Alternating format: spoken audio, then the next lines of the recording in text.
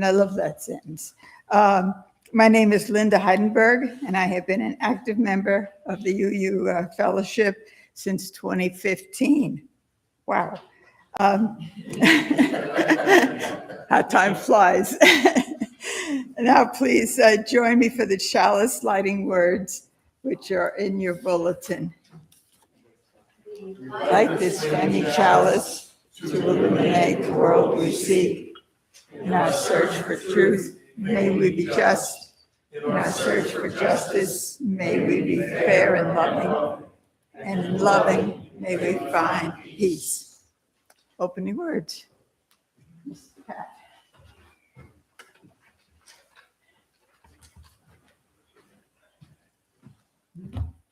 I'm going to say something that I think is obvious, but for some reason needs repeating this afternoon.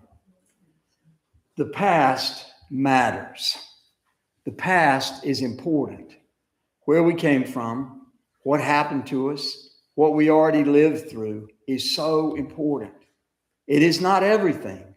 And there are resources we can access in the present that may change everything, that may awaken us to new opportunities and new ways of making things happen. But never doubt and never fail to pay attention to the fact that the past matters.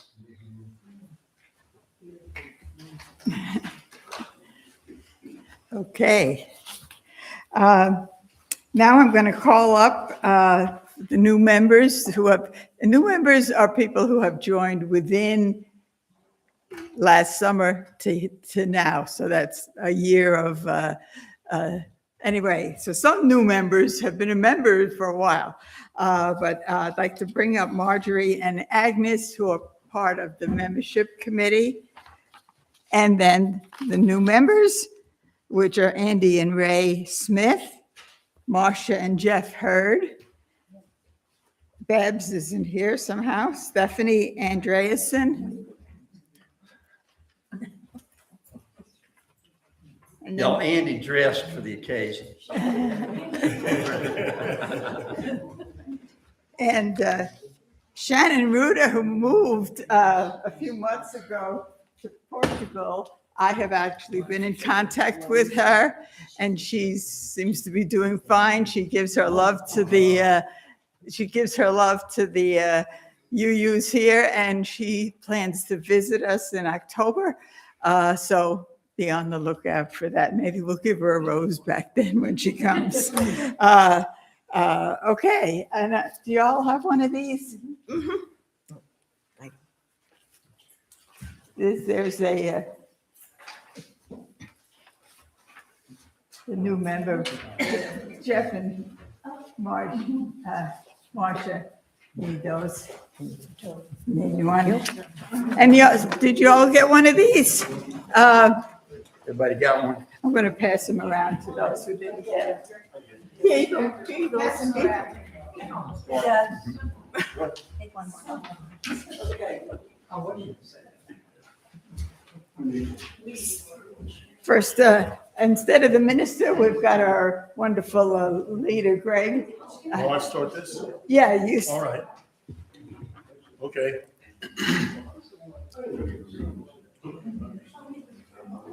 Finding our spiritual community is an important and life-affirming task. Each of us has arrived here with our own needs, gifts, life experiences. Whatever brought you here today, we hope you will find among us a community that will care for, encourage, and sustain you. Welcome. We welcome you into Unitarian Universalist Fellowship of Lake Norman. We are grateful for your presence and look forward to growing together in community. May you find comfort for your sorrows, companionship in your joys, and encouragement in your search for deeper spiritual meaning.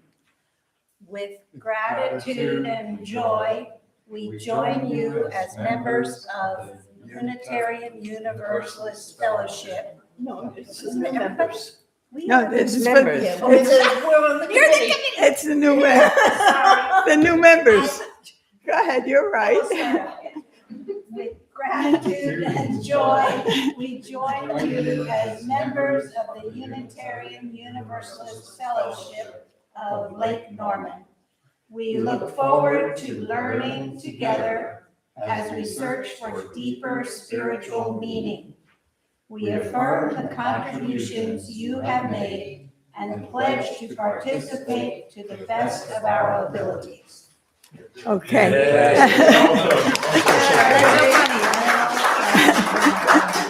It's totally unrehearsed. And we're going to symbolically give you all a rose, but what we say is put it back in until after the service so that it will live through the service. Okay? Go ahead.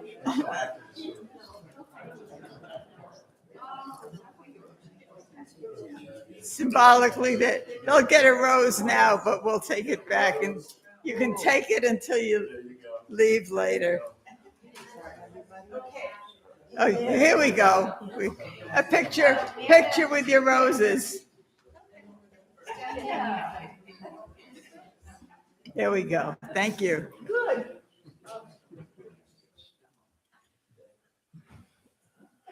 Thank you. Good. Thank you. Okay.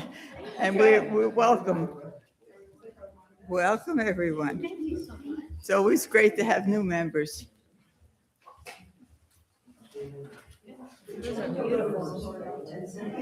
Don't forget to take your rose at the end. We're getting people who didn't get flowers years ago. This is new, starting last year.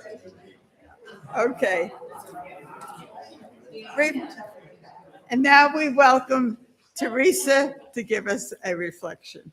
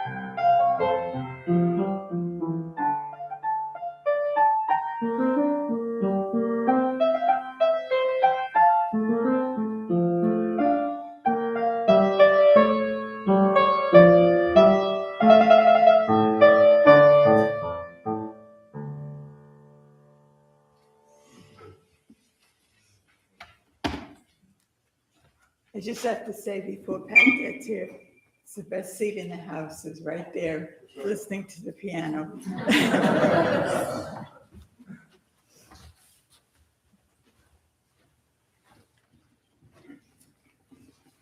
This happens so often. I get up on Sunday morning and I start reviewing the message for the day and looking at my email inbox and discover that someone has sent me something that I can use this afternoon. It happened last Sunday when I passionately quoted Virginia Woolf on Rene Descartes, and it happened again this morning when I discovered that Ms. Magazine has published a free history of American feminism on the magazine's website. It is pretty amazing, and I'm going to show it to you. It's real pretty. Yeah, it's all kinds of artwork about early American feminists, and it's msmagazine.com. I will send that to Bruce and hope that he can get it in the newsletter this week. I hate to ask for a show of hands, but how many of you saw the picture of the little girl in this week's newsletter? Okay, a lot of you. Good, good. That little girl's daddy was deported last March on that heinous airplane flight that a federal judge tried to stop. And whoever was flying that airplane decided that a federal judge didn't need to be listened to. And he flew them to El Salvador, where they were horribly abused for several months. And then they were let out of jail in El Salvador, and they're now all in Venezuela with little to no hope of getting back to the United States, which means that that little girl has not yet met her father. She's seen his picture on the telephone. They can do FaceTime with daddy in Venezuela, but she's not seen him. She's not had him hold her in his arms. And part of what we have been doing to support the large extended family that's been affected by this deportation is we may be able to help her mama and her sister get out of the country and reunite with daddy on more neutral territory. That's kind of the dream. So hang in there with your hopes and dreams.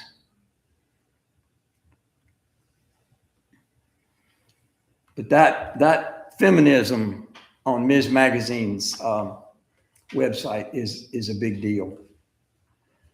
So meet Margaret Fuller, a Unitarian who was among the first American feminists and one of the first in the world.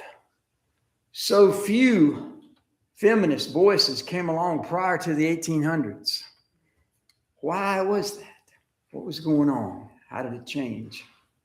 The faith of so many people was that the rules of God were non-negotiable, absolute, like bricks in the wall or mountains or oceans or stars in the evening sky. Women were not the equals of men. That was the rule. And their roles were absolute. Little girls were to grow up to be mothers and good wives, and if they could not have children, they were to be good wives anyway, and they were to cook and clean and be devoted aunts or foster mothers to street urchins in the neighborhood. Women were charged with following some social ironclad patterns. And in many cases, so were the men. Castes and social classes defined who was to work in the field and who could study medicine or law or the priesthood, who could teach and who could learn, and what they could teach and what they could learn. And then came the light. It is called the Enlightenment. In 1637, René Descartes published Discourse on the Method, and the earth moved under our feet. Although Isaac Newton would follow in short order, Descartes had found an irreverence for anything that could not be measured, weighed, or viewed through a telescope. His 1637 broadside, although certainly not the only one, began tearing down the old walls of presumption, certainty, absolutes in the world of demons and angels. And yet the Enlightenment did not shed much light on the roles of women. Abigail Adams begged her husband John, when writing the country's constitution, to remember the ladies. And they did not. There were women, especially in Europe, who were writing against the tyranny of traditional roles of women. Several shifts in technology helped create the changes that Margaret Fuller advocated.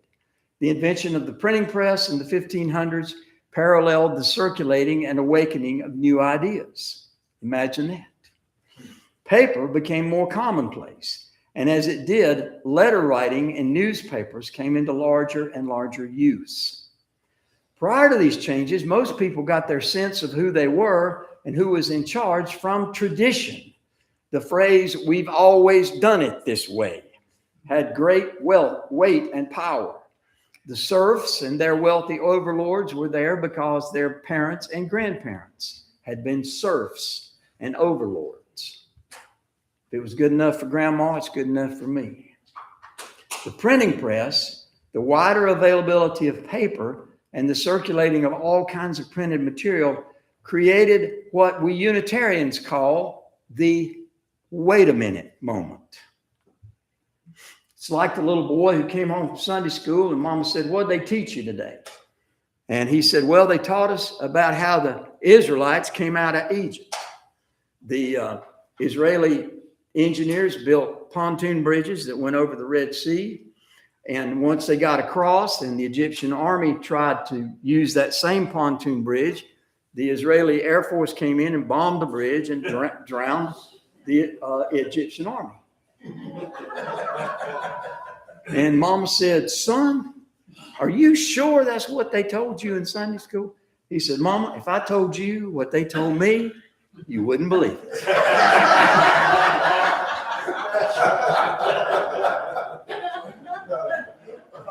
He had a wait a minute moment. Michelle Buhite was one of our Unitarian ministers in Spartanburg. For 1 year, she attended Bob Jones University in Greenville, where strict fundamentalism does not allow girls to wear pants and couples can't hold hands while walking across campus. She said after she had been there a year, she was walking around saying, "Wait a minute." And clearly this happened for Margaret Fuller. She only lived 40 years, became the first female foreign correspondent for the Atlantic, and was praised all over for her brilliance as a writer and someone who questioned traditional roles for women. She even wrote, at least once, "There exists in the minds of men a tone of feeling toward women as toward slaves." And yet, male chauvinism and its poisonous assumptions about women persist today. That's why it's so important that we continue to challenge it wherever it rears its ugly head. Margaret Fuller lived and died before the American Civil War. It was a heady time when New England Unitarians acted for social justice rather than making their faith about what they said they believed. Abolitionists, women's rights advocates, even those who later would advocate for animal rights, were energized by their wait a minute moments. George Bernard Shaw famously talked about looking at what could be and asking why not. Think about it. Think about it. They looked at people who claimed to worship a loving God, who tolerated and supported the enslavement of other human beings and the oppression of women to the point of tolerating domestic violence and sometimes even death at the hands of women's husbands. Margaret Fuller wrote, "Male and female represent the two sides of the great radical dualism, but in fact, they are perpetually passing into and out of one another. Fluid hardens to solid, and solid rushes to fluid. There is no wholly masculine man and no purely feminine woman." And she wrote that radically insightful paragraph nearly 200 years ago. Her writing, her advocacy was trailblazing and new in that long ago world. But isn't it amazing how hard these lessons still are to find their way into our own lives? Maybe we need to use new technologies. We have Susan Cameron and Karen Abrams working hard to upgrade our website, to make our website more accessible, more informative. We need to look at it. We need to use it. We need to recommend it to others. It's beautiful. What the work they've done is beautiful, but it's also insightful and it's also effective in communicating who we are and what we do. We have Bruce Henderson working hard to put out a good newsletter every week. We need to read it. We need to share it. But how can we further use these technologies to stay informed ourselves and communicate with others who may be of our tribe? I met a woman just yesterday at a book fair who had no idea that there was a Unitarian Universalist congregation in my home county, who had no idea there were any liberals in my home county. I had to whisper to her because I was sitting with a Trump supporter. I had to whisper to her, 9,000 people voted for Kamala Harris in this county. She said, let's go find them.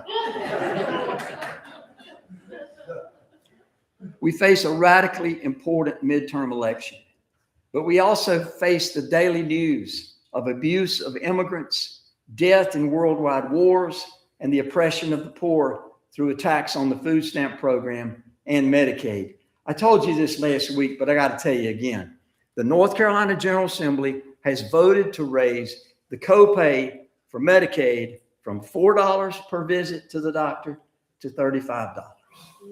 And if you know anything about poor people, you know what a chunk of change $35 is. They're not going to go to the doctor. They're going to stay sick. And some of them will die. And that will save the government a lot of money. What more might we do? It's a big challenge, but this congregation is enormously talented. We have taken on projects that much larger congregations have not. And the proof of our talent is its impact on our puddings. We cook real good puddings. Claudia was telling me, Jim, that yesterday y'all had a great fence build, had 20 people show up, had happy dogs, had happy people who are the humans for those happy dogs, happy to each other. What? Say again? We had a good time doing it. Had a good time doing it. That's great. That's great. So what more might we do? Maybe our most important work is to kindly and without anger question those we know who hold a different worldview. The great journalist Marvin Kalb wrote a book about the trafficking of women in Asia and in this country. He once confronted a border guard in India who was clearly ignoring women who were being trafficked through his post near Tibet. Kalb asked, what if this was your mama? What if this was your sister? What if this was your daughter? And the border guard said, it's not the same thing. We've got to ask those questions. Maybe we can ask those kinds of questions, not allowing our hearts to be discouraged when we hit the walls of denial on the other side. What if the children in detention centers were your children? Is this the best we can do? Wait a minute. Wait a minute. Are you saying this is the kind of world we want to live in? Wait a minute. Wait a minute. The little boy hearing the story of the Israelites leaving Egypt had to say, wait a minute. Margaret Fuller noticed that so many so-called religious people could say they believed in the love of God, but were willing to tolerate the enslavement of their fellow human beings and the oppression of women. She had to say, wait a minute. Michelle Buhite walked across the campus of Bob Jones University, noticing that girls could not wear pants and lovers could not hold hands. She said, wait a minute. Wait a minute. Marvin Kalb standing at the Indian border with Tibet, watching a border guard do nothing as women who were clearly being trafficked moved through his border crossing. He had to say, wait a minute, wait a minute.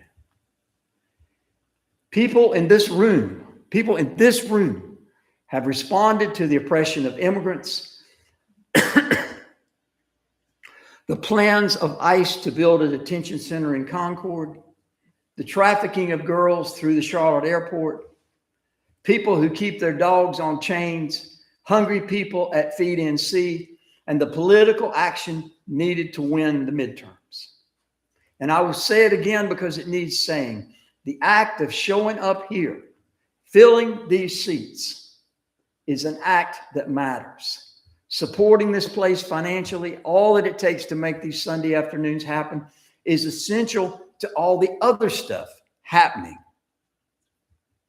Here is where we notice together the need to say, wait a minute. And these minutes here are often the first minutes in which we notice the need. I want to close with the bizarre story of Margaret Fuller's death, not because it's informative in any way, but just because it's a real curiosity. She and her husband were on a ship that ran aground just off of Long Island, less than 200 yards from the beach.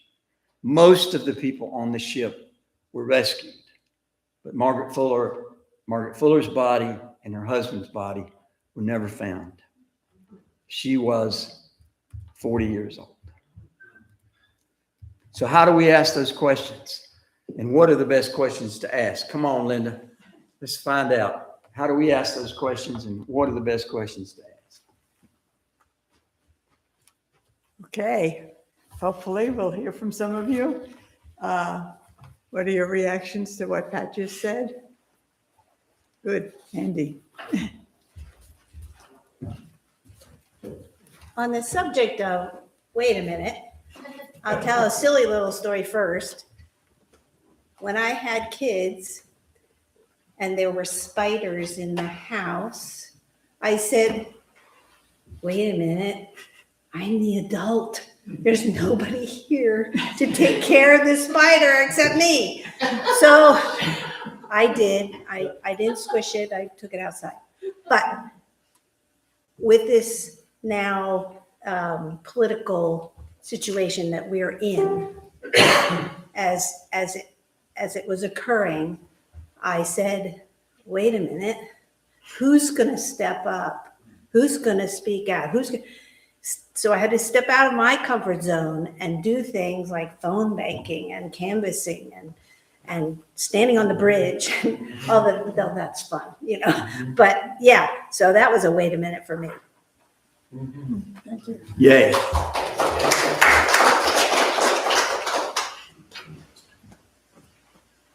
I guess sometimes we have to admit too that we make progress. I was a traditional wife. I was married in the 60s and always signed my name Mrs. And just now I sign it Sue. But when I think about it, I really didn't think that much until I applied for a credit card at Neiman Marcus in Atlanta and was turned down. They said, if you sign up with your husband's name, you get the credit card, but not me. So, and it really took me aback. But then later, my husband had his doctorate in mechanical engineering. My daughter was getting her doctorate in institutional psychology. And he came up to her and he said, Amy, we ought to form a business. And she didn't even hesitate. She said, yes, Dr. Friday and Dad.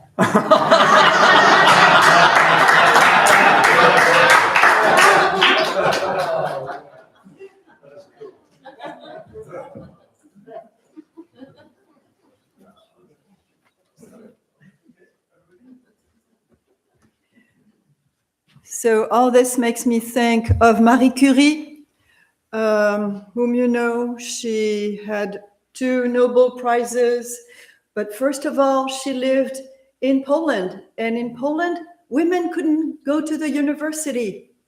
So this is why she came to France and studied in the Sorbonne. Then she won a Prix Nobel. She won a Nobel Prize in physics first. And it was going to be given only to her husband, who was working with her. And he said, no, it will be for my wife and for me. And then she went on to win a 2nd Nobel Prize in chemistry. And she was the first person ever at the time to have won 2 Nobel Prizes. So hang in there, women.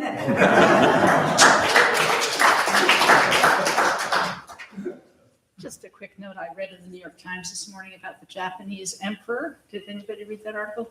Can't be a woman. It's like, really? They have to be only males. I just, what year is this? Wait a minute. Wait a minute. My first wife was a very radical feminist, and that's not the reason we got divorced. She ran the local arts council in the town where we lived, Marion, North Carolina. We were riding down the street one day, and I had my number 2 son, who at the time was 8 years old, sitting in the seat beside me. He looked over at the building that housed the local arts council, And as we were riding down the street, he said, "You know, my mama, I think, is the only boss I know."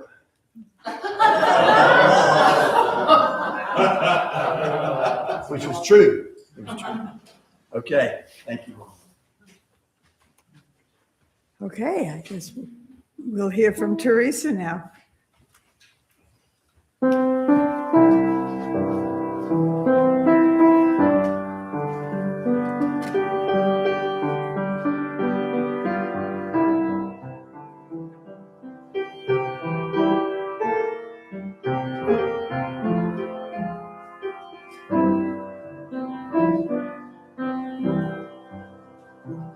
May we shine a light of love. May we shine a light of love. With every thought and every step we take, may we shine a light of love. I invite you to join in the next verse. It's may we shine a light of hope. May we shine a light of hope. May we shine a light of hope.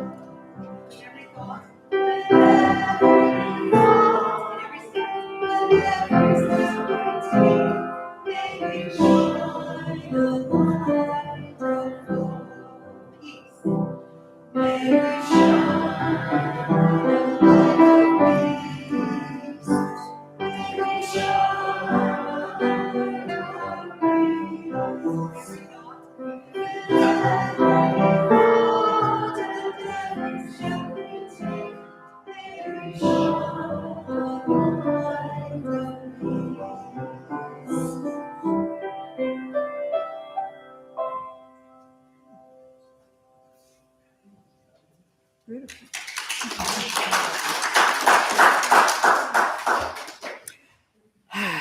Where are we? With grateful hearts. Oh, this fellowship is important to us. Agnes will be doing the financial, just pass the basket around. We're grateful for your support.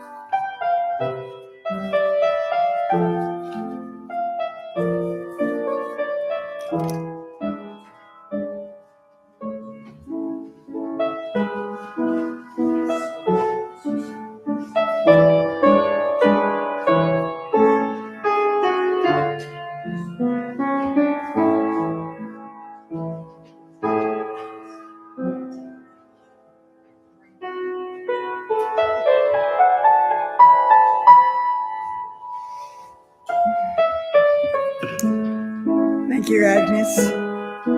With grateful hearts, we receive these gifts. May they encourage us to live lives of integrity, compassion, and peace. And now for the announcements. First of all, I am grateful to all our new members who did show up today. We'll miss some of them, but we're always happy to have new people here. Now take a look at the announcements. Susan's got the board is the board is going to be getting name tags, official name tags, and we're going to get them for not just our members, but people who pledge to, who are friends. If you don't want one, if you already have one, let me know. Other than that, you're all on the list. And yeah, they'll be nice. Probably won't get them until October by the time I get it in the newsletter and get everybody to weigh in on whether they want one or not. But it would be nice to have name tags, official looking name tags. Thanks, Susan. Please take a look at the other announcements. Today, we're going to go to Fusion Bowl in Cornelius.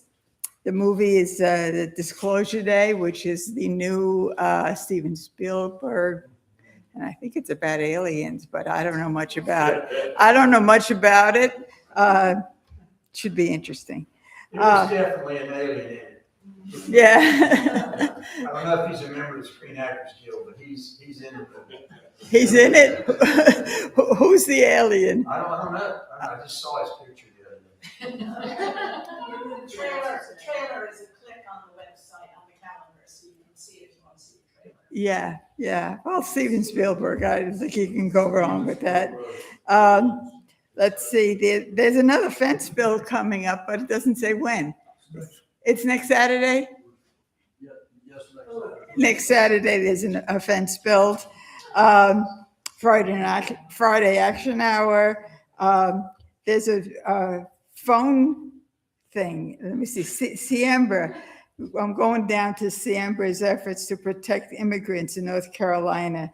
If you look at their website, there is a phone sign up to listen to what they're doing to help the immigration population of us. And there will be no services in July. We will resume in August, but we still have a few more weeks here. Hope to see you all then. Okay, I think that's. Tracy's got it. Oh, okay.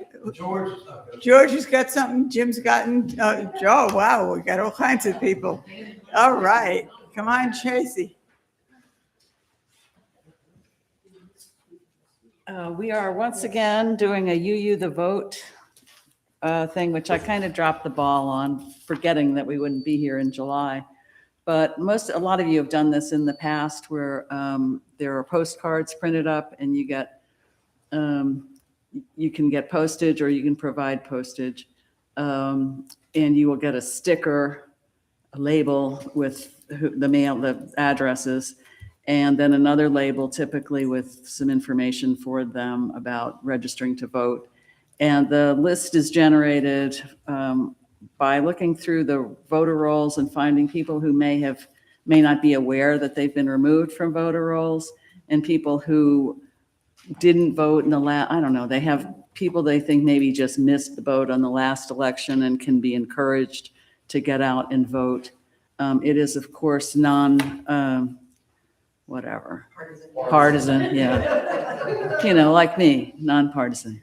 But I will need to get a list of how many people are willing to do some postcards for us, and then we will provide postcards and colored pens, and you'd be encouraged to decorate them and make people go, "Oh my God, this is great! I'm going to go vote."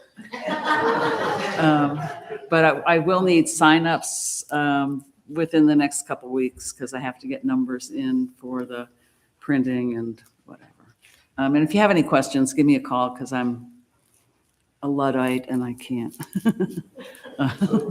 So your sign-up sheet will be out here? There is a sign-up sheet out on the table where you can sign up and estimate the number of cards you're willing to commit to, and you can always get more if you aren't completely deadened by the process of doing the first 100 or so. Okay. You're so inspiring, Tracy.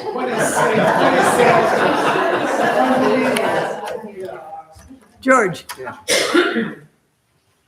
I think I had two things, if I can remember two. First one, I want to put in a plug for Friday Action Hour. And Pat triggered this when he mentioned the Medicaid situation. The action we did week before last was on House Bill 696 in North Carolina, which was the thing that set these extra requirements in North Carolina. There's still time to change it. And I'm happy to know that my representative is really happy that he got an email from me, and he's going to take my concerns into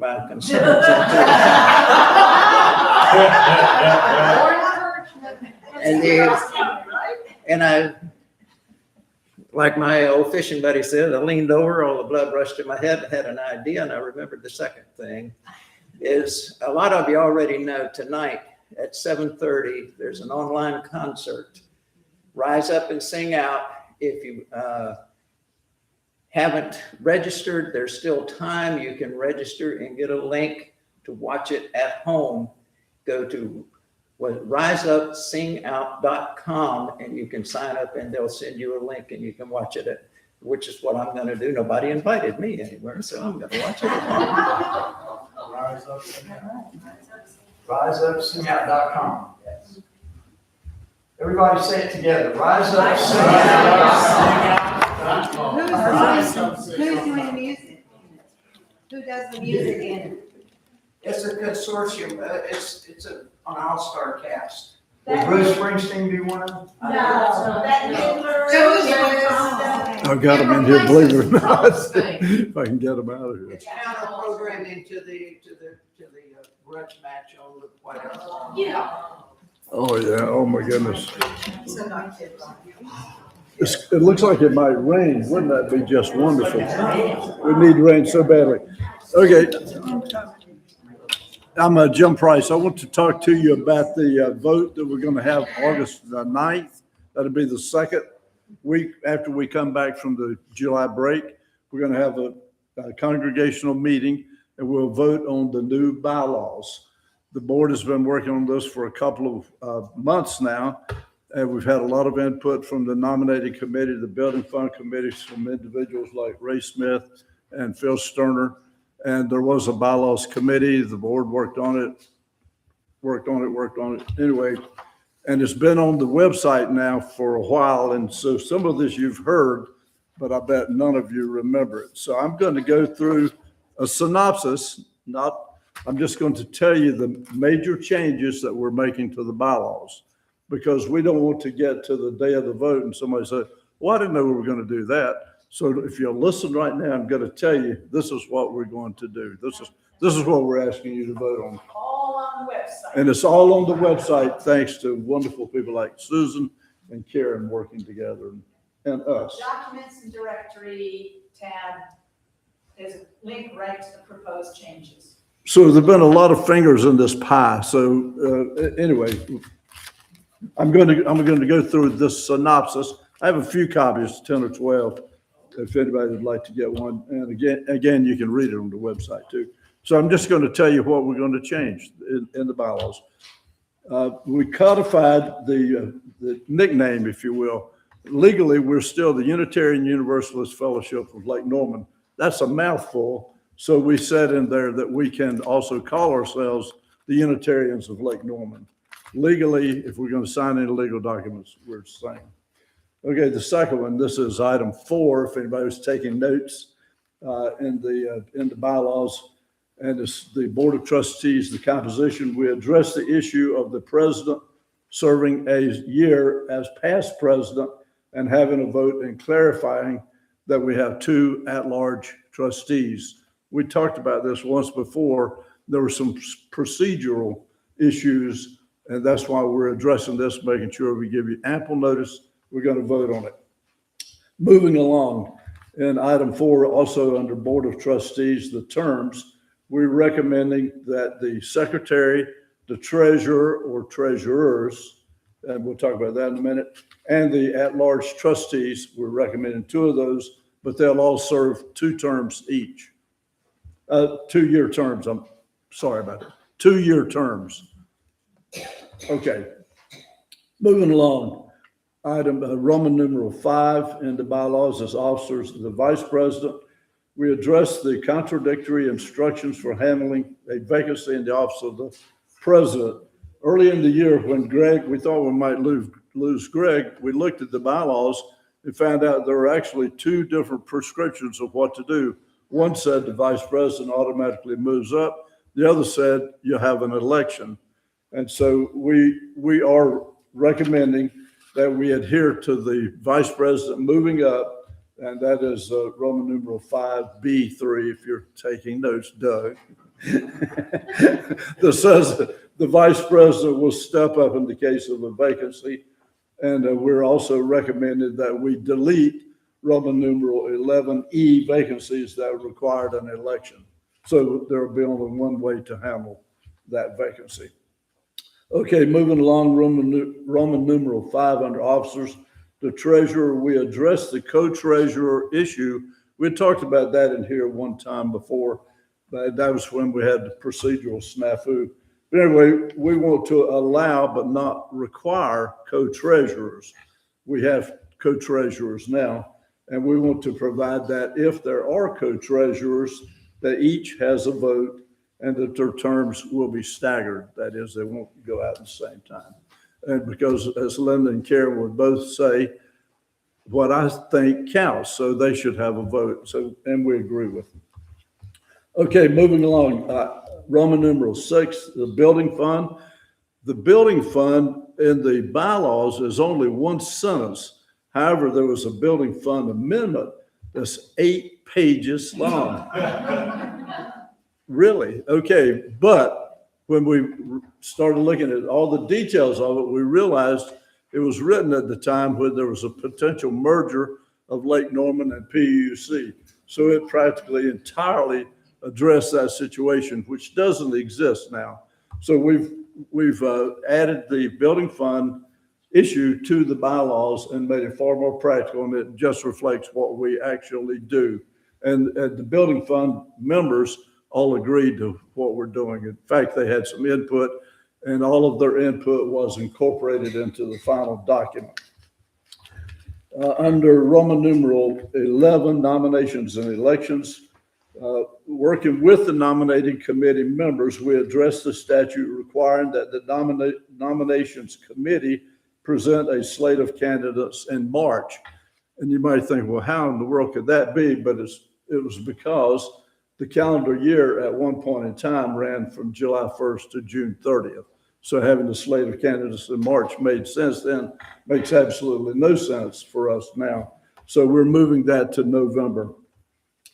And the nominating committee will consult with the board before these candidates are announced, but it's a consultation. And then the back page, also Roman numeral 11, nominations and elections under trustees. We clarified the statute that the board will have 2 at-large trustees whose terms will be 2 years, but staggered, so that we're only electing one each year, although they serve 2 years. And it might not always work out that way, but that's the way we're trying to make it work. And then lastly, under also Roman numeral 11, nominations and elections, vacancies. In the case of a vacancy in the office of the vice president, we recommend that we have an election immediately in accordance with the way it's already written. Use the nominating committee. And whenever we have an election, by the way, we have to give 30 days notice. That's why we're giving you notice about the vote on the bylaws, 30 days notice, anytime there's an election. Let's see, there was one thing I think I missed. Oh yeah, we moved the description of the at-large trustee was actually in the section under nominations and elections for some reason. So we're moving that to Roman numeral 5, which is officers. That's where all of the officers' responsibilities and duties are described. And so we want the trustees' description to be there too, because otherwise you might look through there and not realize we even have the trustees at large. Okay, and then lastly, the board recommends removing the addenda, the policy regarding disruptive behavior, steps for addressing congregational conflicts, and covenant from the bylaws, but retaining them as historical documents, policies, and procedures. The bylaws ought to be, how do we run this railroad? And so if you decide to go out on the website and look at it, I'll give you a little hint how to read it. Anything in black is what was already in the bylaws and we didn't change anything. If it's in blue, that's going to be the way it'll be written when and if we approve it, and anything in red will be deleted. So you just got the Monarch Guide, the Cliff's Notes, the Reader's Digest condensed version. And I do have a few copies if anybody would just like to see what I just told you. And I appreciate your time. I know this is. Will you entertain any questions if anybody has any questions at this time? Yeah, we don't want any long discussions because of time, but yeah, somebody has a question, sure, yeah. Yes, ma'am. We've always had one trustee at large, it's been my understanding. When did we adopt 2 trustees at large? Well, we haven't, we're gonna vote on that Okay, August that's tonight. what you think. Actually, in the bylaws, it does say 2, but we've always had 1. And so that was just one of those things that sort of jumped at us when we started reviewing this. And by the way we approached this, we had a bylaws committee appointed by the president. And it was 3 members, and each one went through the bylaws independently, looking for those kinds of discrepancies, and also for things where we thought we might be able to make it better. And then got together and started looking at overlaps and compiled all that, took it back to the board. The board had some more changes, went back and did that, and came back, and that's when we started putting the notice out, contacting these committees, and so forth. Anyway, yes, So if ma'am. the president leaves and the vice president moves up to be the president, we have to elect a new vice president? Is that how it works? Yes, And then the president, the current president, who was the vice president, stays another year? let's see. Yeah. Oh, yes, that's exactly right. Okay. Because think about it this way. You're serving out, let's say if Greg had left and I moved up, I would be serving out his term. And then you're on. Yeah, and then it's my turn, yeah. And so, yeah. If there is less than 6 months left in the term, that's. No, we dropped the whole 6-month thing. Okay. Yeah. Because it was a little bit confusing. This would be simpler because it would have required an election. We're trying to have less elections if we can, in mid-year. Okay. Well, Doug's yelling, so he's done a good job. Okay, last call for. Okay, and thank you for all the diligence that you, the committee took, to rewrite it until hopefully we got it right. Okay, where are we up to? I forget. Closing song, Spirit of Life.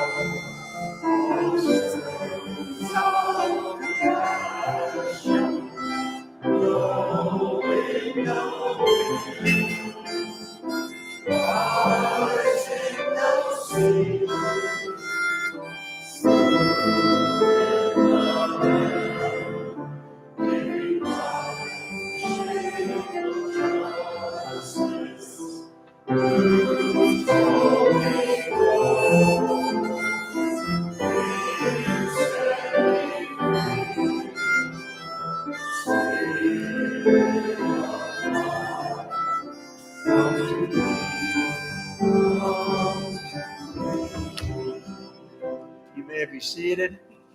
Our closing words come from Margaret Fuller, who died at age 40.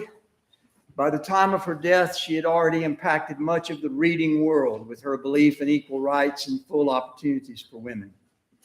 She wrote these words: "I have urged on woman independence of man, not that I do not think the sexes mutually need one another, but because in woman this fact has led to an excessive devotion, which has cooled love, degraded marriage, and prevented her sex from being what it should be, to itself or to the other.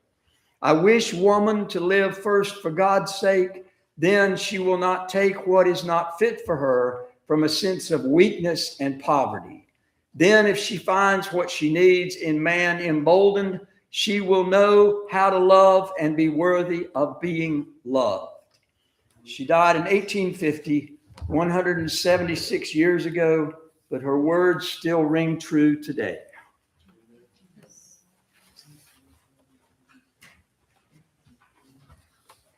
Join me in the chalice closing words that are in your bulletin. We extinguish this chalice, but not the light of truth, the warmth of community, and the fire of commitment. These we carry in our hearts till we meet again. And new members, take 2. Because there are 12 here and there's 5 of you, take 2. Each, that is.